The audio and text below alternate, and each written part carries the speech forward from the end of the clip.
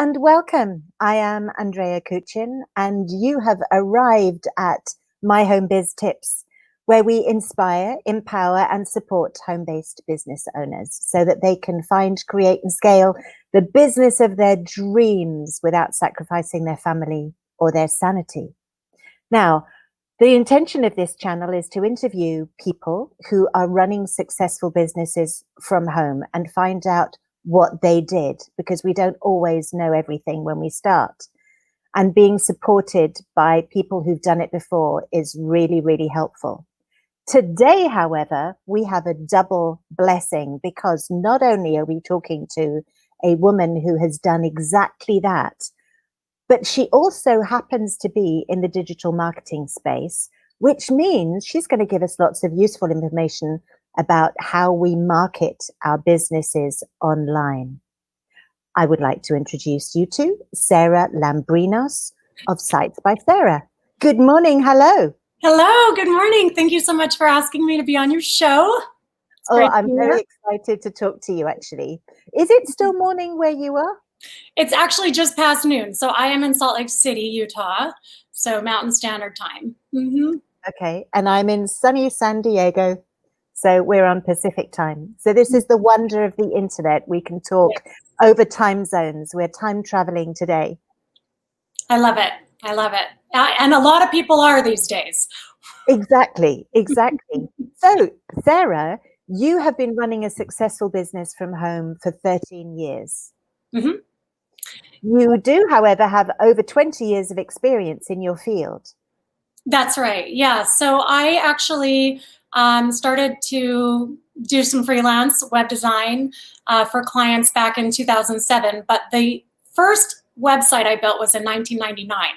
So, I've been in this space a long time. I know I'm dating myself here, but yeah. So I have worked a couple of different jobs, doing different things in the digital space, and really my passion kept pulling me back to freelance. And then eventually I made the break and went ahead and opened my own business in 2007. Right. So was your first daughter already born then? Actually, no. She was pregnant at the time. I was working as a internet news producer for a local television station, and just found it really kind of depressing to be putting all of these headlines online every day of pretty tragic, awful stuff. If it bleeds, it leads. And that to me was challenging. And so I decided, I was doing the side hustle thing way back then. And, over some discussions with my husband, I, said, this is really what I want to be doing. And we went for it. So I was still pregnant with my first, my eldest, who's now going to be 13 next month, which blows my mind. And have actually, since I've been running Sites by Sara, have had a second child as well, who's now 7 years old. So right, and you're still married? Yep, still married. And you live in a big house? Excuse me? You live in a big house? Yeah, I mean it's comfortable. I've got my office here, so I'm happy with it. And you have 2 dogs? Yes, we have 2 dogs, a couple of corn snakes, a goldfish, and now, of course, my husband working full time from home with the COVID situation, as well as 2 children distance learning for school. Okay. So you have a family. You've still got your family. Amen. Yes. And you seem very sane to me. So you've done it.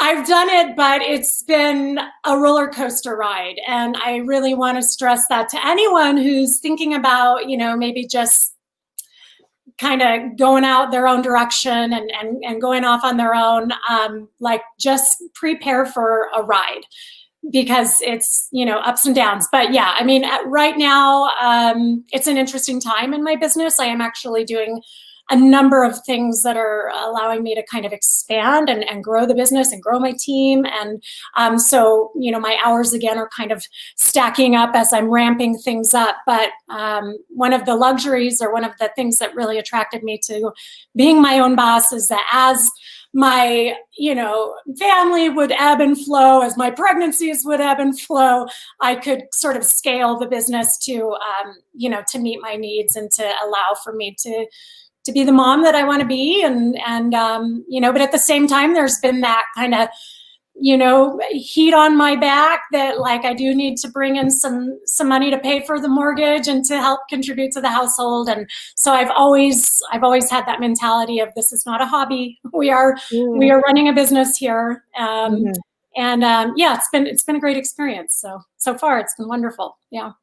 Yes, and you do a lot of big contracts. I mean, you've done government contracts, you've got all sorts of awards and accreditations for being a woman-owned business and that kind of stuff. And you're now in several locations, aren't you?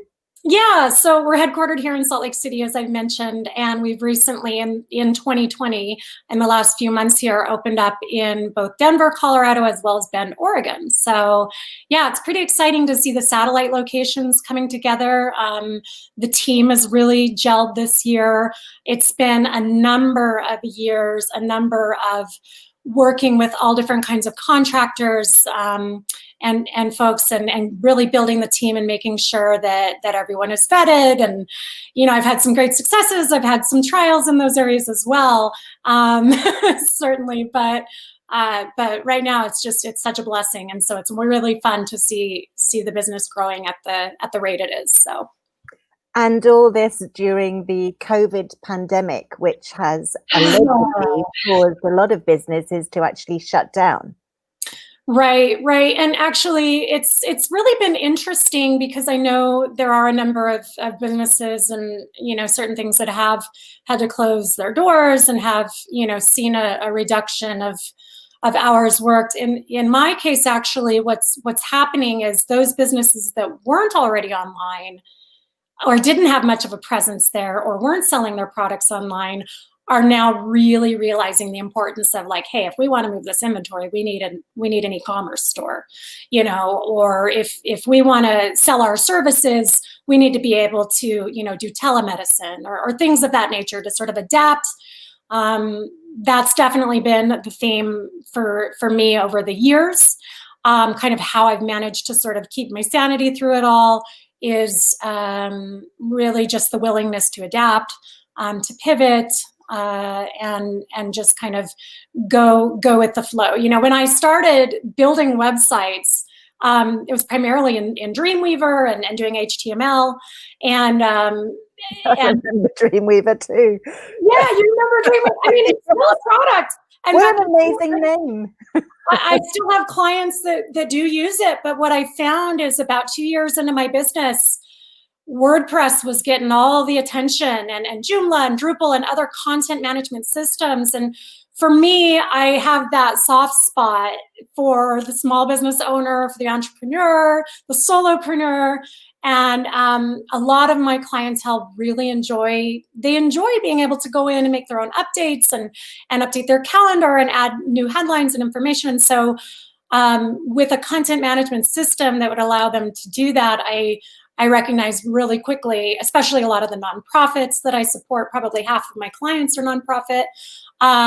This was just the ideal platform for us, and it has been for several years, because again, it does allow them to make their own updates to the website and things of that nature. So that's been a big thing, is just being willing to pivot and, okay, what are we looking at now? How are we going to adjust now? And with COVID too, just meeting people where they're at, and all right, what does your digital marketing budget look like? Do you have one? Have you had one? If not, why not? And if you don't have money, allotted, what can we now move to that, that section of your budget to support this? Because again, if the brick and mortar shops are closed and there's no income coming in, it's very challenging. It's been interesting to meet with business owners of all across the board. I mean, all kinds of different types of clients in separate niches, and I see the ones that are getting hit harder. And so, yeah, like even for a lot of these restaurants, like most of the dine-in options are not an option, but they're getting quite a few takeout orders still. I mean, Grubhub's never been bigger, so. Right, and then they need to change their online presence to reflect that. Totally. You've got to be able to easily show up and see the menu and see the options and make notes in there about what's included or what you don't want, and be able to add fries in a really easy way. So actually, your own website's become a little bit like that, hasn't it? It's quite different from a lot of the websites that sell technical stuff. You've kind of made it look a bit like that yourself, haven't you? I most certainly have. In fact, this is an initiative I've been working on for the good part of this year, and it's been in the vision for some time. And essentially, what you're referring to, of course, is if you were to visit sitesbysara.com, used to be, call us for a quote and that sort of thing, and a bit more vague. But I've decided that in this day and age, people are on my website because they want to get a sense for how much is this going to cost me. They have no clue how much a social media marketing packages, or how much to pay for somebody to manage their Google ads or build them a website or to handle search engine optimization. There's so many moving pieces. And so what I decided to do is just go ahead and be super transparent about that. In fact, I even offer a little additional discount to nonprofits. But my retail rates are there, and it's straightforward. And within the next probably about 60 days, our clients will have the ability, both new clients and existing will have the ability to add to cart and just check out directly from my website. So that's something I'm super excited about, is just automating that process for them. And yeah, it's coming along great. But the idea of fewer people wanting to pick up the phone and do more work than they have to. Anybody who's starting a business, if you can answer those questions right up front, don't make people have to dig for them, it's very helpful, and that, that may rule out a number of people that were hoping to get a website built for $200. My website's, website development, full service, in terms of mobile responsive, search engine friendly, optimized for your best speed and web presence. Those WordPress websites start at $875, and it's clearly on my website. This is what it starts with. Here's what the hosting looks like. You may want to consider maintenance services. So that's something I would say to anybody just building their site is make the information available that people are calling you about anyway. Right. In my case, it's actually worked out really well. It hasn't been forever that I've had those prices online, but I've recognized that that's what the people want. And also they want to be able to text. So if you have a phone number that is, text ready, let them know, call or text us at this number. That's been something I get a number of inquiries. Live chat is even a better option. So once they've arrived at your site, don't lose them.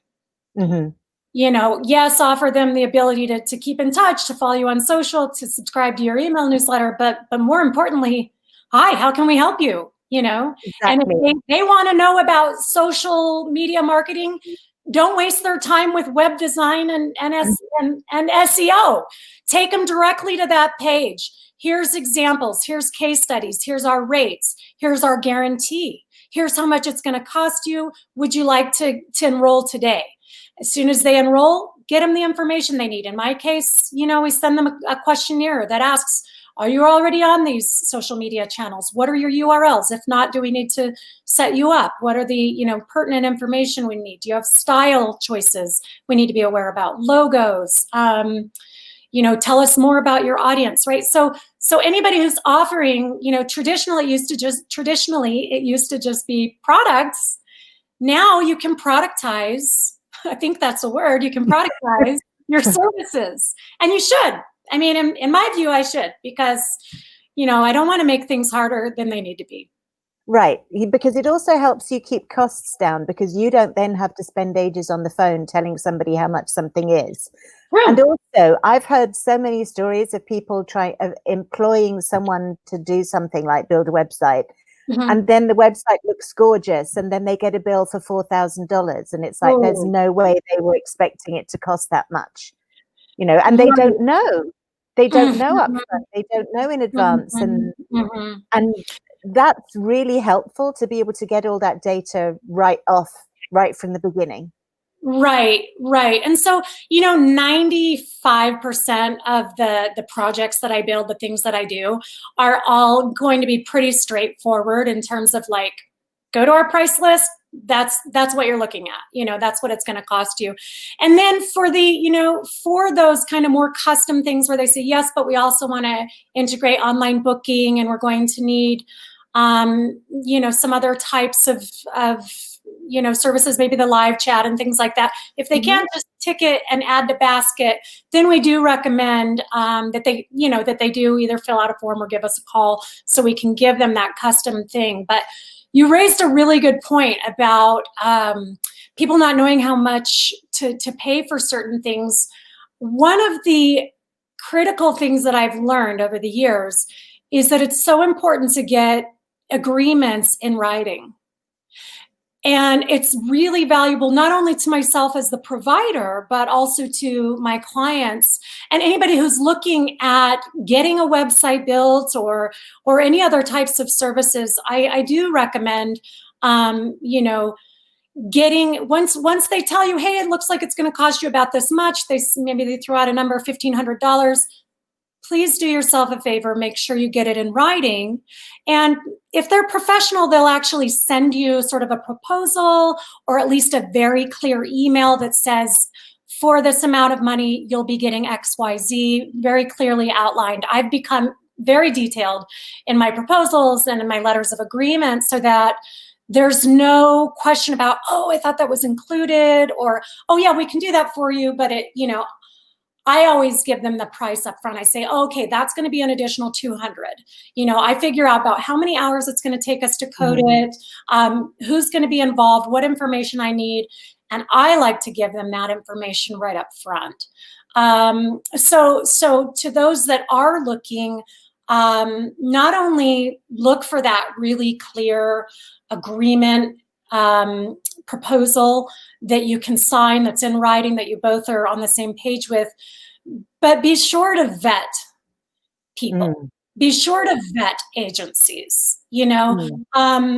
I can't tell you how many people, probably about at least half, if not more, of the people who do find me online or through word of mouth or something like that, they start with well, I have a website, but I don't really know who has ownership of it, and I can't get access, or my webmaster moved away. I get those stories all the time, or this company closed down and poof, my website was still on, or horror, like really bad stories. So, you want to make sure that's another thing for your protection, is that in your clause that you own the rights to your website free and clear outright. That it's copywritten in your agency's name, in your new business's name. For instance, when I build a WordPress website, it's very clear I provide administrative access, and it's yours. You own it. If it's not working out, or you've got a nephew or somebody who can do WordPress, and you want to give them access, they'll have full administrative access and they'll be able to do it. It's nice to have an open source content management system. You don't have to, but unfortunately with a closed source CMS, if that company were to go away, it's just sort of a matter of time before that code is no longer supported. I mean, Chrome in the last month alone has probably rolled out 8 to 10 different updates. It's been crazy. And the compatibility pieces of it has to be compatible with the browser. And then do you have a web host or web server that's running the latest versions of PHP? If you have a WordPress site, are there plugins that are inactive, not being used, that are creating security vulnerabilities? So there's all these questions. And the reason I mention that is because if you do decide to go with like a WordPress platform, you'll want to think about making sure that you have adequate protection for that in terms of a maintenance plan.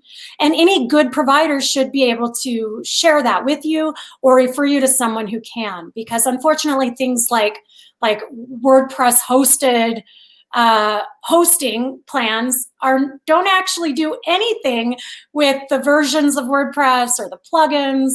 So you want to have an agency, somebody who's taking regular backups, who's making sure that the health of your server is at the top of its game, so that your site is loading and functioning at the top of its game, that all your plugins are current and updated. That would be the only drawback to a content management system, especially one as successful and popular as WordPress, is these hackers out there, believe me, they're not going manually one by one and looking at your site.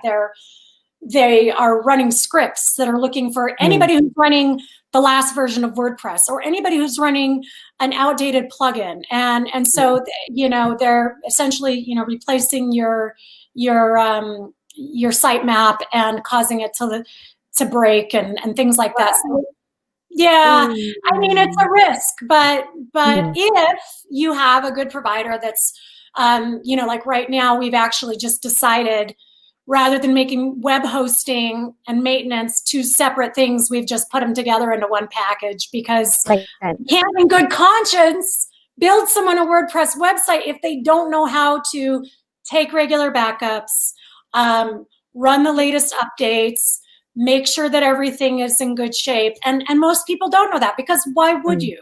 You're in the business of running your business. You're in the business of doing what you love, hopefully, of doing what you enjoy, what you're good at.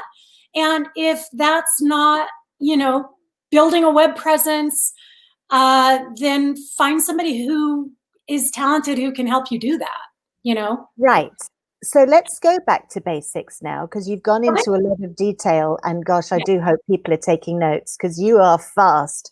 You're fast, you're reliable. And before you carry on, you also provide really good guidebooks after you've built websites for how people can make changes. And so if they do go off by themselves. And I think that probably is another one of those things that makes you different from your average web design agency. So that and the adding to cart thing. But say we're starting out, because a lot of people are right now. A lot of people are beginning a side hustle because they don't know how long their job's going to last, or they're working from home anyway, thinking, okay, I could do something else on the side.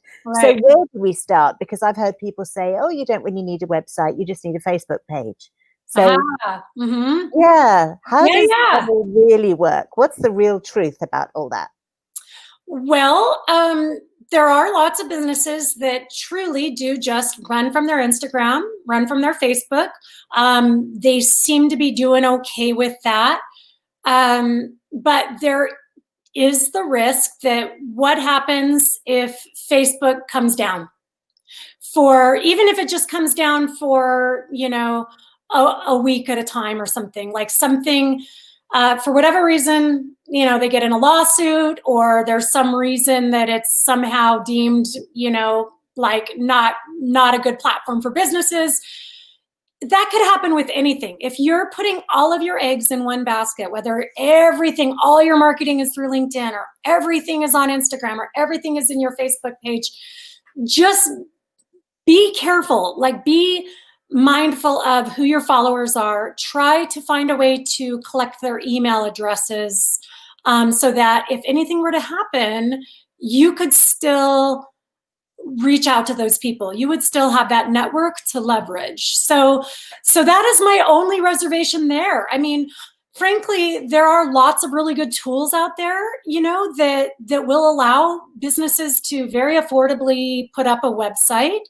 If they don't, have, $800 or $900 up front to invest to get started, that they could look at. But they do want to be mindful of the fact that as soon as, with most of these companies, like if you're going through a Weebly or a Wix or something like that, as soon as you decide, okay, I'm not going to make this payment, the website comes down. Right. So it's something to just be mindful of. You're essentially renting that rather than owning it outright. And so, that I say that because it leads into my next point of, you want to have something you own. You want to have something you own. So a website, and it's not to talk poorly on either of those formats either. Those are great formats, but just be mindful that you don't technically own it. You're renting that space and you're paying for the web hosting, which you'd have to do with a WordPress or HTML site that you own as well. You have to host it.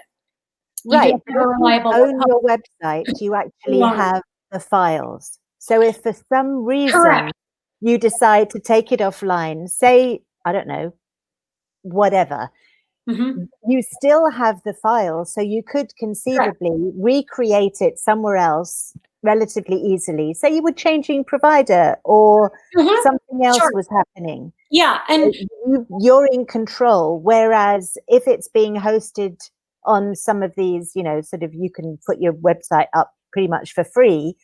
Then once there's no files, they don't give you that because you're not paying for it. So then you find yourself, if you did want to change or move it somewhere else, that you've got nothing to take. So you've got to start from scratch all over again, right? Yeah. Yep. That's absolutely the case. So at a minimum, have some kind of a website. And yeah, like Google right now even is offering you a free website, you know, but then you have to pay for their hosting. Which is fine, but you know, there's other free blogs, you know, blogging platforms that are considered self-hosted, and you just have to have those in your domain name. But again, if the plug got pulled on that and it came down for some reason, you know, then there's your website and essentially just your web presence if you're not doing anything in other places. So my recommendation would be to get a company that can help you to get a domain, build and host a website. Make sure in the terms that it's very clear that you own it, that you're not beholden to that company, that at any time you can, you know, migrate to a different host if you feel like you need that for whatever reason. Okay, so make sure you have something you own. And again, we already talked about have a list building form, have maybe some live chat, some kind of interaction right then and there. And then out from there, if it's a local company, meaning you serve a particular geographical area, definitely get a free Google My Business listing. And this is a thing that you've probably seen it. You do a search for, you know, plumber near me. Right at the top, there's a couple of ads. Then there's usually that little map, the graphical map with maybe two or three, it's usually three Google 3-pack listings that have the top rated service providers in that area. You can expand it out to see more. Those are your Google My Business listings, and that's completely free to set up. And then under that, you get the local search results that are being optimized organically, SEO, as well as usually directory listings rank really well. And there's usually 2 or 3 different directories right on the homepage for local service providers as well. So if you are local, do take the time. You just go to business.google.com and it'll walk you right through it. I mean, it's under 5 minutes. It'll walk you right through it. Enter your business name, enter some details, you know, location, hours, that kind of stuff. Upload your logo, some images, and then it'll take about 5 days before a postcard arrives in the mail to verify. But that's a really, really good thing to at least have, because then now, in addition to your website, you're going to show up on that, you know, usually it's over on the right side of the page for your particular map listing as well.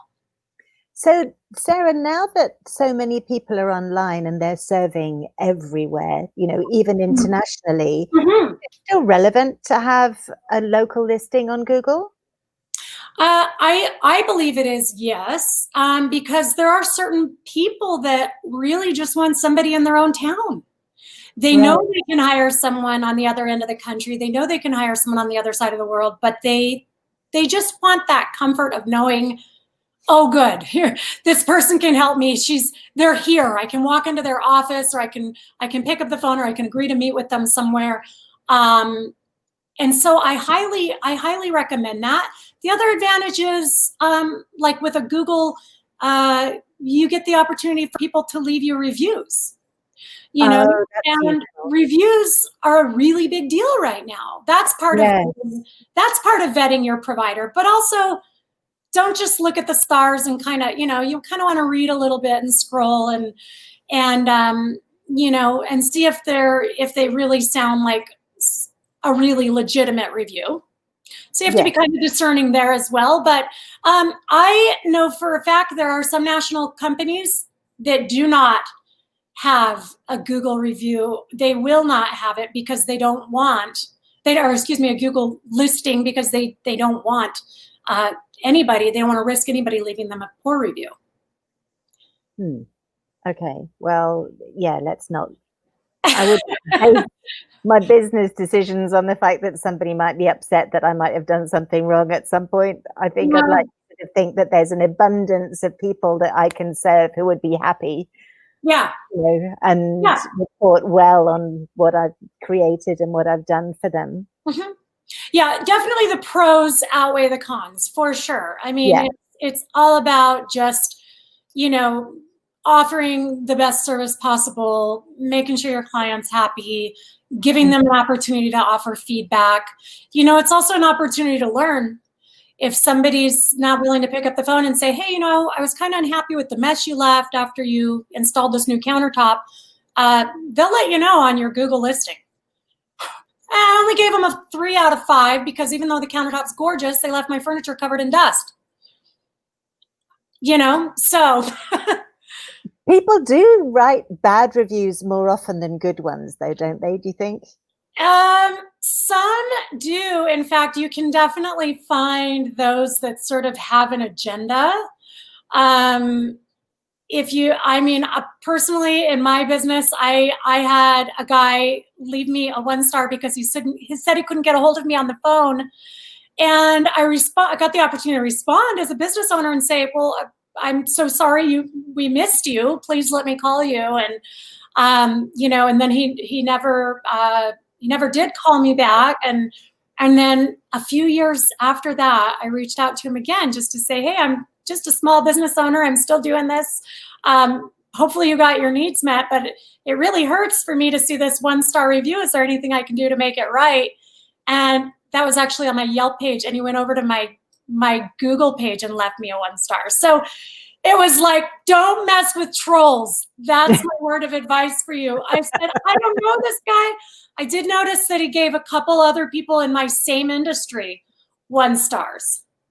So same guy, you can see their reviews, what else they've reviewed. So that's another way if you're really like checking something out. You can see if someone's just a troll going through and giving 1-stars and saying not very nice things. And in this case, the guy just said, well, she might have a great business if she answered the phone, which of course I answer a phone. It's my business, Right, but anyway, I thought maybe he'd say, you're right, I overreacted, let me adjust it. He went and double whammied me. So fake name, fake profiles. You have to be careful about that too. Most important thing is like vet people, trust your gut. They should be willing to provide you with some references, Right. So as a business owner, if you're just getting started, whether it's cleaning houses or providing legal services or whatever your service is, make sure that you can share some, hey, I'm just getting started. I don't have any reviews yet, but here's John Smith, here's his phone number, here's some photos of some work I did for him, whatever it takes, whether you paint houses, you just got to show up and just start doing the deal, Right. So we set up a little website. We gather email addresses. You said somehow. What other sort of really important things should we be doing as business owners? Well, so the website, the Google listing, social media presence in the channels that are relevant to your industry, or in, so if it's professional services, for sure you need to be on LinkedIn. That's where business owners, business people are hanging out, are getting their updates, are getting their information. You got to be on LinkedIn.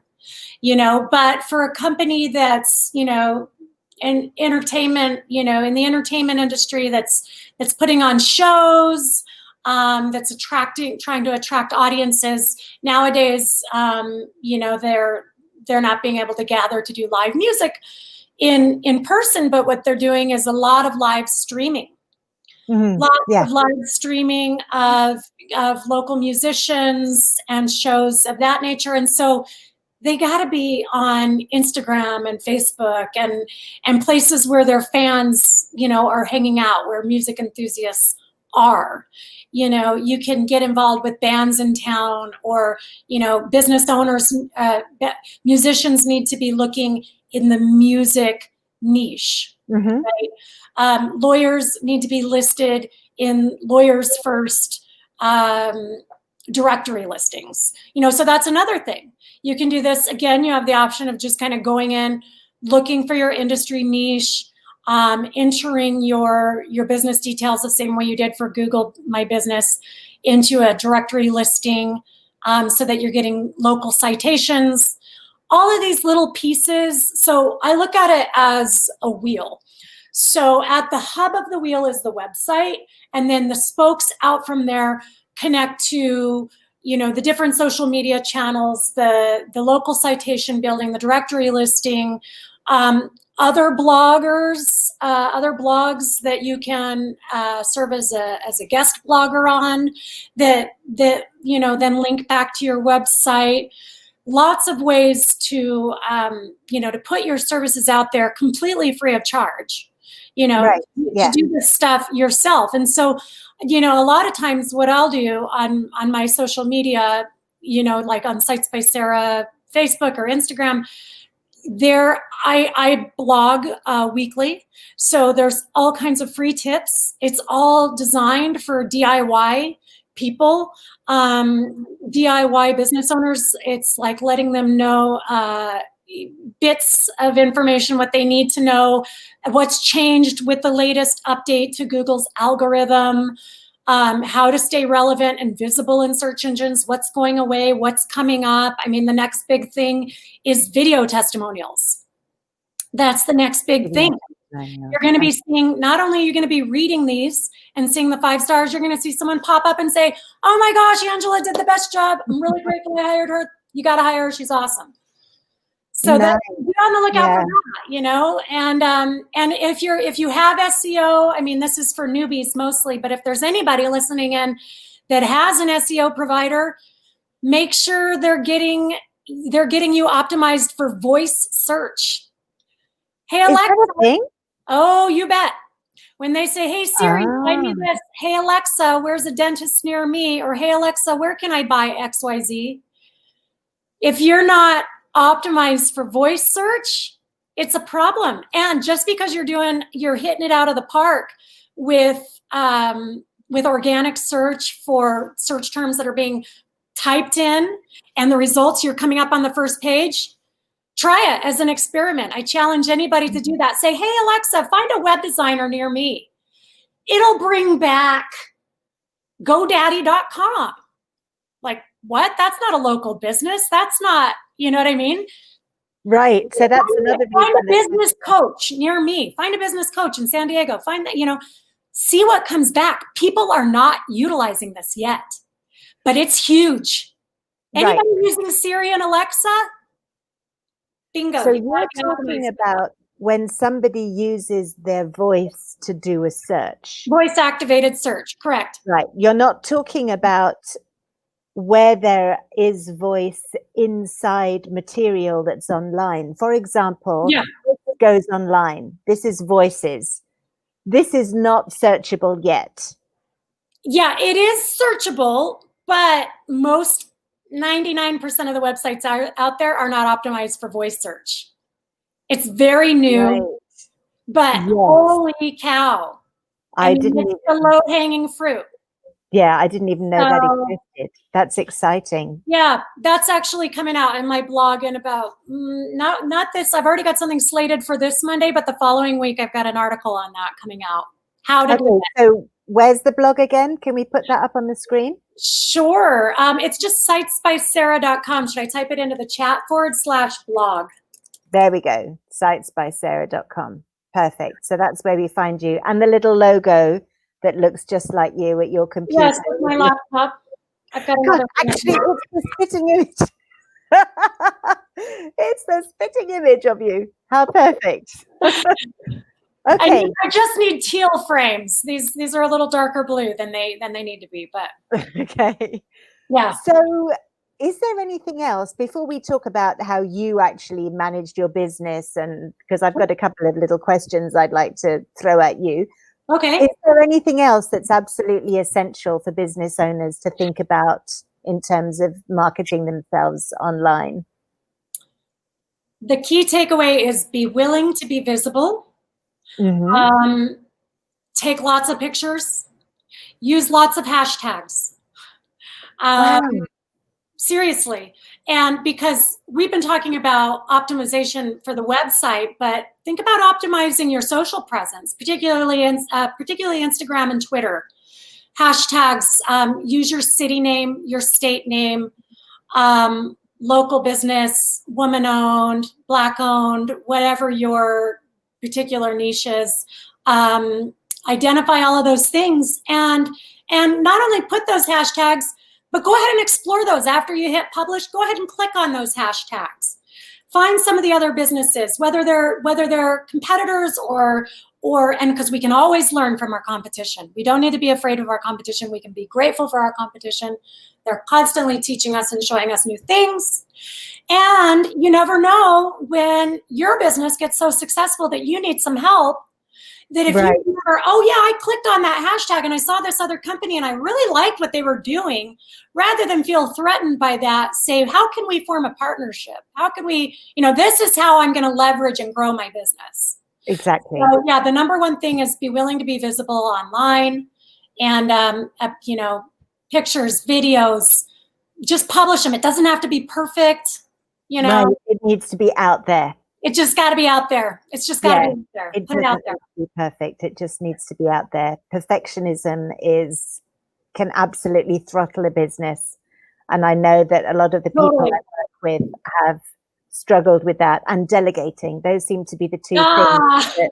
Oh, my Achilles heel. Yeah, no, actually, I've gotten very good at delegating this year. But yeah, and that's been an absolute just godsend to my business, is the willingness to just say, I need this help, and there's good people out there, and they're paying better because they're really that much more effective and able to deliver. And money is an expression of appreciation. It's to be shared, it's to be used in positive ways. And I think that the more you give, the more you receive. For me, one of the whole underlying factors of this thing is like, wouldn't it be nice to earn a whole lot of money so I could give it to a whole lot of causes and charities and people that I love that are so deserving, and organizations, because there's no shortage of those. So, no, that's exactly where we sit here too. The idea, I no longer work with people who just want to make enough to be able to support themselves, because when you're in business and when you're creating a product, selling a product, providing a service, you can do so much more. If you've got spare money, you can put in other places. I mean, there's obviously there's clean water in deprived countries and stuff like that, but there's also, you could set up a training program for engineers to build websites or learn code, or you could create a completely new thing and employ a whole load of people somewhere. There's so much needed support, and the support that I want us to give isn't just supporting the new business owners who are growing, but supporting their communities and our communities and the global community that we live in. There's so much to do. So it's never enough just to be able to, support your family financially and to make enough money for your needs.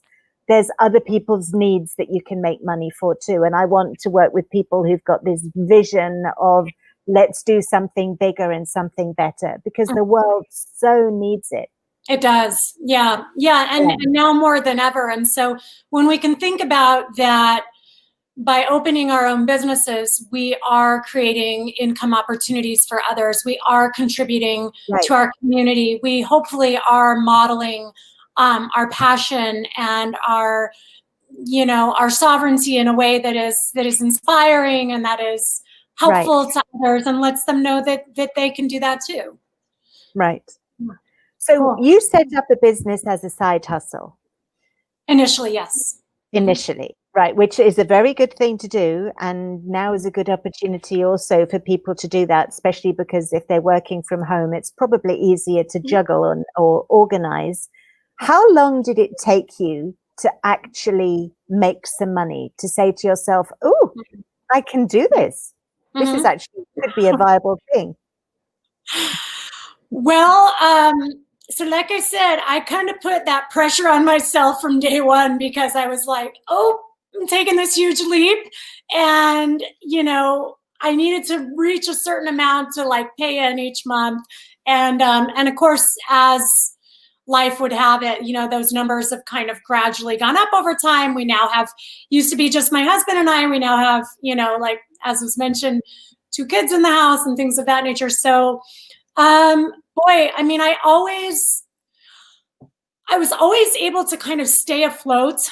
But there were a lot of like living check to check, month to month, the grind, which is hard, because I knew at any moment I could just say, forget about this silly dream and just go get hired somewhere for a great salary, paid time off. What's that? Full health benefits, the whole nine. So that temptation was always kind of there. And, but there was something bigger at work that was like, no, I want to be able to have the flexibility. I want the freedom that I've worked this hard for, and I'm going to keep with it. And, so I don't know if that fully answers the question or not, but. Well, no, it does, because you said that you set high targets. You are, that's how you operate. That's why the product that you create is so good, because your targets are very high. But you were making money from early on. Now, whether that was enough or not is a different thing. It seems to me as though when you started, there was a lot that you didn't know. Oh, loads. Yeah. Right. And our purpose, and our purpose for our viewers and the people who visit our website, MyHomeBizTips, is that we can help them with that information. So we can speed up that learning curve. Right. Okay. Gotcha. I will definitely take a moment to put a plug in for local agencies, mentors, coaches, anybody in your immediate network of people that have done precisely what it is you're trying to do. Yes. Those resources should absolutely be made use of. I know that I believe SCORE is a national organization kind of in relation to the Small Business Administration. And boy, I got a lot of help in those early days from various SCORE mentors, anything from marketing to legal review of my contracts, all kinds of stuff. Actually, accounting help, getting clear on how to work those Excel spreadsheets that had eluded me, and some financial planning, and then on top of that, I've been really blessed because there have been people in my circle, mentors, people that I've sought out. And they have helped kind of elevate my business to get me, from one place to the next. And it's funny, we're having this interview now, and I still feel like very much like, I'm still in that evolution phase. We're still evolving. We're not there yet. But in fairness, I've worked really hard over 13 years, 14 years now. My gosh, time is a funny thing. Since 2007, it's July, anyway, yeah, June of 2007. So it's been 13 and a half years. It's been a learning experience. I haven't gone into this thing knowing, what I was quite getting into, but certainly help from mentors. As I mentioned already, learning from the competition, not feeling intimidated or scared, but just, acknowledging that there's a lot of great people out there, It's easy to get discouraged. So anybody who's new, I would say just remember why you went into business in the first place. That's a really, really good point. That's a very good point. So while you were setting yourself up and growing your business, you did say that you worked hard as well, and we're trying to make the process slightly easier. Okay. So that people learn a little bit more, so they don't have to work quite so hard, as in 20 hours a day. We don't want people to have to go through that. Did you make any serious mistakes? Is there anything that you did that you wish you hadn't? Yes, again, just being vague about the details is never helpful. Whether it's entering into some agreements, not only with clients, but even partners that were collaborating on a particular project. I'm going to handle this end, you're going to handle that end. And then when the rubber meets the road, finding some areas where it's, contentious or difficult and just having to keep, okay, let's, give and take. All right, let me take care of that part. You take care of this part. And finding those partners, it's quite a navigation, and so that's where I could look back and go, oh, if we had clearly communicated this in writing and clearly just each of us kept up our own end of the bargain, then we wouldn't be having these struggles and these difficulties. And so that was something along the way. Would you say that was your most important lesson then, communicating clearly what's required on both sides? I would say the single biggest lesson actually has to do with letting go of the fear and the control of trying to do it all.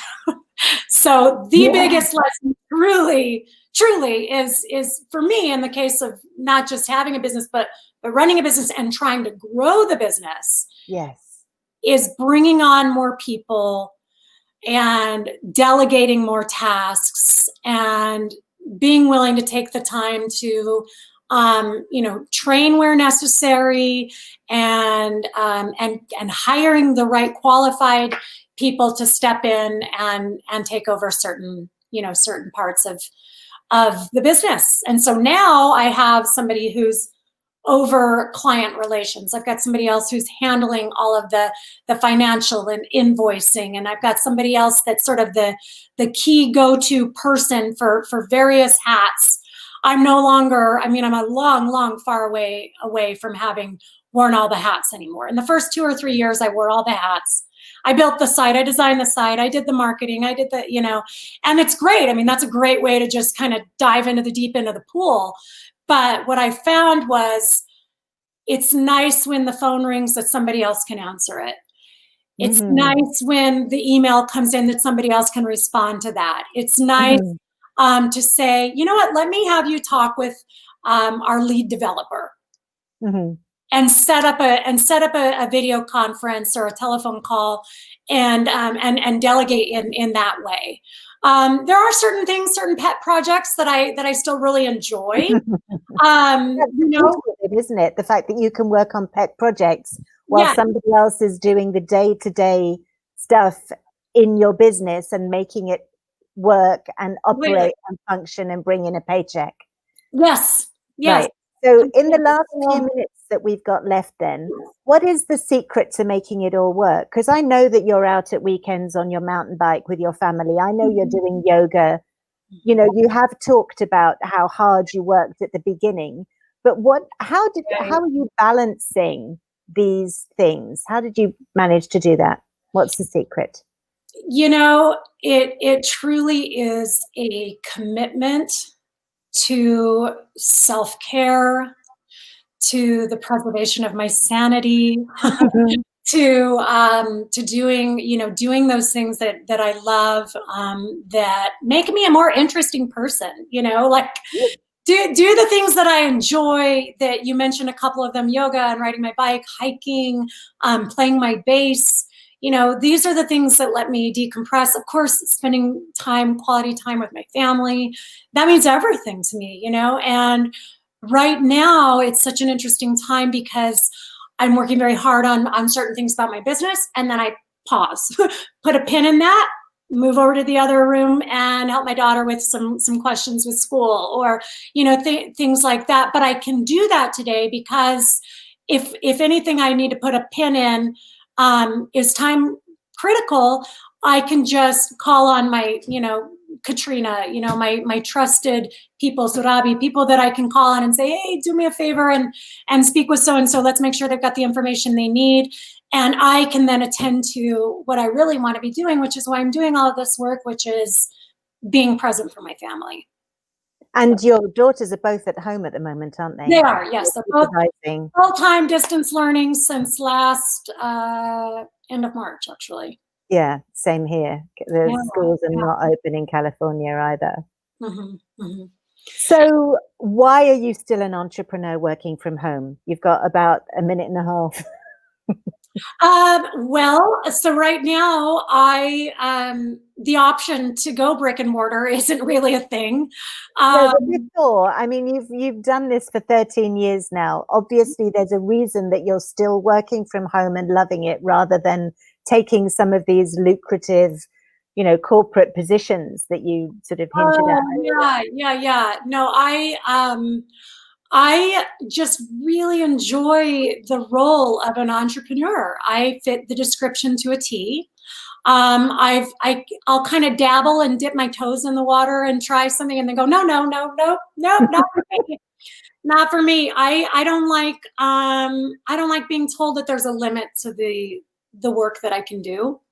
And I found that as an employee, I always have to operate within certain constraints. Which is fair, but it doesn't fit the mold of who I am. I want to go, yeah, well, that's cool, but let's do this, and then how about we try that too? And some employers are not as enthusiastic about the this, and this. They just kind of want to, get through the day and just get those minimum things done, which is fine and good and a fair expectation of any employer. But myself, my spirit is just, I want to try new things. I want to blow the roof off it. So I get to do my own business. Right. So it's a creative freedom. It's freedom to explore new things that you wouldn't be able to. Yes, and as well as, we have other things, that are stirring back here. That as soon as I get Sites by Sara to this particular level, and that'll be flying, I'll be able to at that point concentrate on a few other things that my entrepreneurial mind naturally gravitates towards. So I'll just leave you in suspense on that note. Perfect. You've got about 30 seconds to tell us what we can find on your website, because you've put something there for us, haven't you? I have. I'm just going to pull up the link itself. So I am offering for anybody who has a website, a free analysis of your website, an SEO audit. It is on my website, sitesbysara.com/free-SEO-audit-report. That's linked on our website, actually. Yes, more importantly, that's linked on MyHomeBizTIPS for training.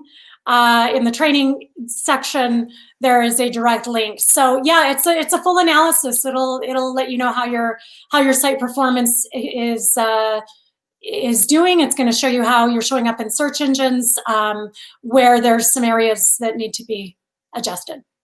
Really essential information. Sara, thank you so much. Sara from Sites by Sara. It was lovely talking to you today. We have to go, but we're going to have you back, right?